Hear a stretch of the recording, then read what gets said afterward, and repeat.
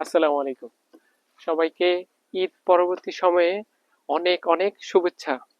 হ্যাঁ, আজকে অনেকেই ঈদের উপলক্ষে ঈদের পরবর্তী সময়ে বিভিন্ন জায়গায় ঘুরতে যাচ্ছেন।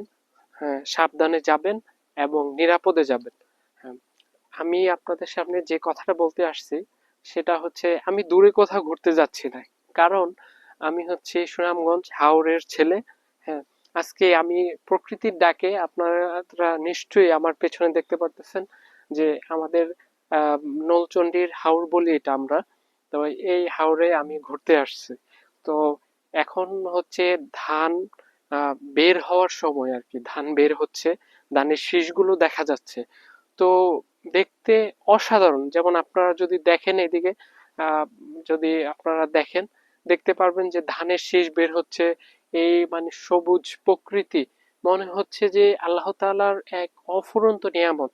হ্যাঁ, যেটা আসলে আপনাদের নিজের চোখে না দেখলে সেটা আপনারা বুঝতে পারবেন না। হ্যাঁ, তো কোথায় শান্তি পাবেন? শান্তি তো এখানেই। আপনি যদি আজকে দেখেন যে আপনি যদি এখানে আসেন, মানে হাওরে আসেন, এসে যদি এই দৃশ্যগুলো দেখেন, আপনার আমার মনে হয় না যে আপনি শান্তি আর কোথাও খুঁজতে হবে। শান্তি এইসব জায়গাতেই মনে হয় যে আল্লাহ তাআলার অফুরন্ত সুখ ও শান্তি বিরাজমান। তো তা আমিও আজকে অন্য কোথাও যাইনি। আজকে সোজা, হ্যাঁ, আমরা চলে আসছি আমাদের হাওরের এই বিকেলের যে অফুরন্ত সৌন্দর্য, অহম সৌন্দর্য, সেই সৌন্দর্যকে উপভোগ করার জন্য আমরা হাওরে চলে আসলাম।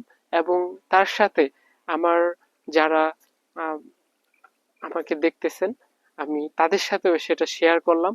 যদি আমার ভিডিও আপনাদের ভালো লাগে তাহলে আমাকে লাইক এবং শেয়ার করে সবসময় আপনাদের ভালো ভালো জিনিস, ভালো ভালো নিউজ দেওয়ার মতো সুযোগ করে দেবেন।